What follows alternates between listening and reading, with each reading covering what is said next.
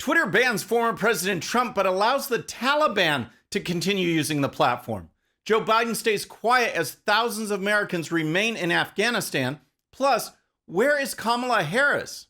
All that and more. I'm Bobby Eberle. This is a 13-minute news hour. And God bless the United States of America.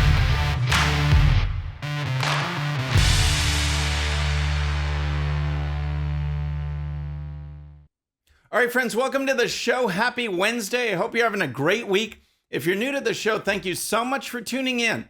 We're going to start with Twitter and the Taliban because there are so many aspects of Joe Biden's complete and utter failure in Afghanistan and the stunning speed at which the Taliban has taken over.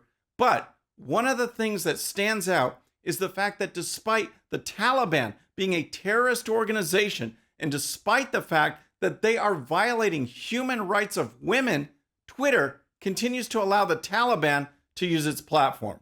Former President Trump is permanently banned from Twitter. Conservatives are being throttled and shadow banned and blocked and censored all the time.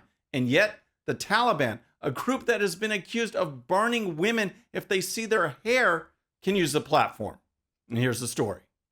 Unlike former President Donald Trump, the faces and voices of the reconstituted Taliban regime in Afghanistan can apparently tweet to their heart's content. In a statement obtained by Mediaite Tuesday, Twitter ducked the question of whether it would bar representatives of the Islamic fundamentalist government from getting their message out 280 characters at a time, saying only that it would continue to proactively enforce its rules outlawing the glorification of violence, platform manipulation, and spam. Can you believe this? Basically, what Twitter is saying is that if the Taliban follows the rules, members of this terrorist organization can continue to use the platform. The New York Post was blocked for tweeting about Hunter Biden's laptop, which was a legitimate news story, but the Taliban can keep right on posting. And here's more. Both official Taliban spokesmen have unverified accounts on Twitter. One, Zabihullah Mujahid, has more than 310,000 followers. His most recent tweet as of Tuesday afternoon promoted a press conference by Taliban leaders and drew hundreds of responses, many of them from well-wishers. Dear Zabihullah Mujahid Saeed, first of all, I welcome you and then congratulate you on the complete liberation of Afghanistan, read a typical message. The other spokesman, Qari Youssef Ahmadi, has more than 63,000 followers and gained notoriety during the recent fighting for tweeting reports about the capture of various cities as the Taliban swept through the Afghan countryside. As you can imagine, the fact that the Taliban can continue to use the platform while some conservatives are blocked and many get censored has people outraged. A terrorist group known for barbaric treatment of women and girls has free reign, while someone talking about an election does not. Here's more. Big tech critics have expressed outrage over Twitter's tolerance toward the Taliban after it banned Trump in the aftermath of the January 6th riot at the U.S. Capitol. The company also recently suspended Representative Marjorie Taylor Greene after she questioned the efficacy of COVID-19 vaccines, but has permitted accounts affiliated with repressive governments like China and Iran to spread anti-American and anti-Israel propaganda. Now, this favoritism of the Taliban over American conservatives has not gone unnoticed. Republican Madison Cawthorn, he tweeted this. Why on God's green earth does the Taliban spokesman have an active Twitter account, but not the former president of the United States? Whose side is the America-based big tech companies on? As it stands now, other platforms are not following Twitter's lead. Facebook bans all accounts related to the Taliban. According to the New York Post story, YouTube told CNN that it would terminate any account that it believes to be operated by the Taliban. The Post reached out to Twitter and received no comment. So, what do you think? President Trump is banned on Twitter. The Taliban can post. Let me know in the comments. All right, so next, let's talk about Joe Biden. But first, if you're new to the show or haven't subscribed yet, regardless of platform, just search out my name, hit that subscribe button, make sure notifications are turned on. That way you can follow the show and help us grow. Okay, so let's talk about Joe Biden because his failure in this phase of the troop withdrawal has been the greatest foreign policy humiliation that I can remember. He has no real plan for getting thousands of remaining Americans out of Afghanistan. While the Taliban was sweeping through the country, Joe Biden went on vacation. He flew back to Washington on Monday to give this "I blame Afghanistan" speech. And then you know what he did? While Afghans are hanging off of landing gear at the Kabul airport and Americans remain in the country, Biden left Washington to go back on his vacation. Since that speech, Biden has been silent. In the meantime, the administration is trying to piece together a message that it's doing something while Americans face threats and violence while trying to flee the Taliban. Here's the story. The U.S. has no plans to evacuate Americans in Afghanistan who are located outside Kabul, according to a report Tuesday. Officials from various departments, including State and Defense, informed Senate staffers at a Tuesday morning briefing that they do not know of a way to get those Americans through Taliban checkpoints located outside Kabul. A former State Department contractor told Fox News that Taliban fighters have also established checkpoints throughout Kabul and around the airport. Some, the source said, have been beating people on the way to the airport. The precise number of Americans outside Kabul was not immediately clear, but up to 15,000 may still be in Afghanistan, the Post reported. The Taliban has been on the offensive across the country for weeks. At a news briefing later Tuesday, Jake Sullivan, President Biden's national security advisor, told reporters that the Taliban expressed a willingness to provide safe passage of civilians to the airport, the report said. This is beyond comprehension. Biden officials are telling Americans to get out, but they have no plan to help them. Biden's team is trusting the Taliban to provide safe passage, yet reports are emerging of people getting blocked and beaten. All of this while Joe Biden stays hidden on vacation. Now, White House Press Secretary Jen Psaki and National Security Advisor Jake Sullivan held a briefing on Tuesday and basically said that there are thousands of Americans still in the country and they need to find a way to get out. Here's Fox News correspondent Jackie Heinrich.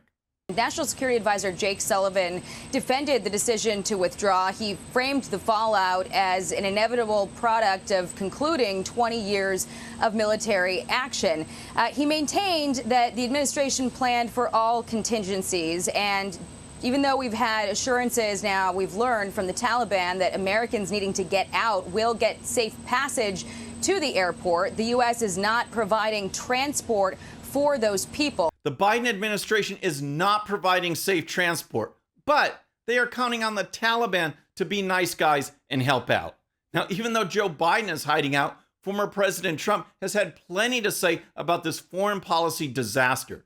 Trump spoke with Sean Hannity and talked about the fact that the withdrawal negotiated by the Trump administration was based on conditions. Well, it's good to be with you, Sean, but it's a terrible time for our country. I don't think in all of the years our country has ever been so humiliated. I don't know, would you call it a military defeat or a psychological defeat? There's never been anything like what's happened here. You can go back to Jimmy Carter with the hostages. We all thought that was a great embarrassment, and we were pulled out of that by Ronald Reagan. This is many, many times worse, and you're dealing with thousands and thousands of Americans and others that are stranded and very dangerously, really stranded in Afghanistan. When something draws comparisons to the American hostage crisis in Iran, you know that things are bad. Trump also pointed out that not only did Biden clear out the military before the civilians, but he also left valuable military equipment that will now end up in the hands of the Taliban, China, and Russia. The people come out first. Then I was going to take all of the military equipment. We have billions and billions of dollars worth of new Black Hawk helicopters, brand new, that Russia now will be examining, and so will China, and so will everybody else to figure it, because it's the greatest in the world. We have brand new Army tanks and all sorts of equipment, missiles. We have everything. I was going to take it out because I knew they weren't going to fight. All that equipment now being controlled and examined by the Taliban. It was time to get out of Afghanistan, but the way Joe Biden has done this has shown a complete inability to lead, a complete inability to be president. Just like the campaign, he's out there hiding somewhere. It is a national disgrace. All right, So next, speaking of disgraces, where is Kamala Harris? Remember when the Biden-Harris administration first came into office? Kamala Harris was handling the phone calls with foreign leaders. Now, with allies being left blindsided in Afghanistan, Biden has been silent, and so has Harris. And here's the thing, folks, of all the times to speak out, we have the first female vice president, and we have the Taliban with not only a past filled with oppression of women, but now current reports of women being abused as the Taliban takes over. And again, where is Harris? Representative Nancy Mace was on Newsmax on Tuesday talking about the plight of women in relation to the Taliban and gave her reaction to a Taliban spokesman who said everything will be great in the future for women in Afghanistan. Right, I'll believe it when I see it. And when they talk about the rights of women, they're talking about women living under Sharia law. And it sort of disgusts me to see Americans turn their back on the United States flag, talking about oppression here. Let's talk about real oppression in countries like Afghanistan, where women really don't have rights. They will not be educated. Child brides that will be sold off to men. I mean, this is what will happen if we don't protect women in Afghanistan without having a solid plan, a cohesive plan with our allies in the region. That's what will happen. That's what will happen. And again, where's Harris? Where are any comments from her? She was the one who was proudly saying that she was the last person in the room when Biden made his decision to hastily leave Afghanistan. He just made a really big decision. Afghanistan. Yes. Were you the last person in the room? Yes. And you feel comfortable? I do. He is someone who I have seen over and over again make decisions based on what he truly believes, based on his years of doing this work and studying these issues, what he truly believes is the right thing to do. Maybe that's why she was silent, because that whole clip was a bunch of nonsense. She's so arrogant, yet can't handle the job. So what's going on? Why hasn't she said anything? I mean, Joe Biden has taken his hiding to a whole new level, and it's unacceptable. But we've been used to him hiding out. But Harris, she's not even trying to fill in his place. The administration has just devolved into spokespeople trying to convey a message that Biden and Harris should be conveying. Jesse Waters over at Fox News had a couple of ideas of what Harris might do next. And so she has three options, because this is a loyalty test right now. Number one option, she could come out and she could be a good VP and say, you know what, it was Trump's fault. It was the Afghan army's fault. And she could really show Joe that she has his back. Number two, you leak. And you leak that, you know what, I had some questions about this execution and no one listened to me. Maybe it was a sexism thing, and you get that out there, kind of risky. Or she just goes silent. She goes silent for about a month, and then she does a softball, and she gets the cameras to film her hugging Afghan women as they arrive at the tarmac here in the United States. That's her only option. It's very interesting stuff, and right now, she is clearly taking the silent approach. But what does she do next?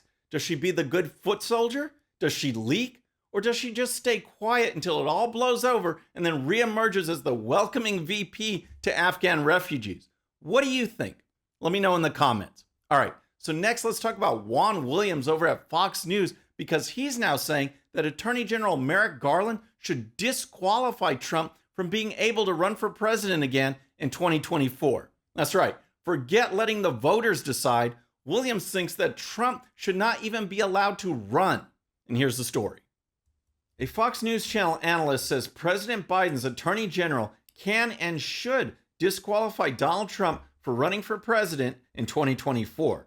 Juan Williams argues in an op-ed for The Hill that the former president is constitutionally ineligible to run for president for having committed crimes against America over the January 6 riots. He cited numerous facts as adding up to a moral certainty that former President Trump is running again, but Attorney General Merrick Garland might be able to stop him. Wow, this is incredible, folks. Trump was convicted of nothing, and the Constitution certainly doesn't prohibit him from running again. Per the Constitution, if the Senate convicted him on impeachment charges, then they could vote to bar him from holding office again. They didn't do it. So, I don't know what Williams is trying to accomplish with this op-ed, but here's more. Mr. Williams favorably cited numerous legal analyses by former Labor Secretary Robert Reich and others, saying that Mr. Garland could rule out Mr. Trump by citing Section 3 of the 14th Amendment, which bars anyone from holding office who engaged in insurrection against the U.S. After a lengthy listing of Mr. Trump's actions delegitimizing the 2020 elections, he favorably cited a Washington Post column by liberal Harvard law professor Lawrence Tribe and other lawyers, saying that attempted coups cannot be ignored. Their liberal savior, Joe Biden, is crumbling around them, and so their strategy continues to be take down Trump. Doesn't matter how ridiculous the idea is, the radical left will pursue it. Friends, that's our show for today, but don't forget, if you're new to the show or haven't subscribed yet, regardless of platform, just search out my name, hit that subscribe button, make sure notifications are turned on. That way you can follow the show and help us grow. Okay, our next show is going to be Friday at the usual time on my channel and the usual time on Right Side Broadcasting. Until then, I'm Bobby Eberle. This is a 13-minute news hour.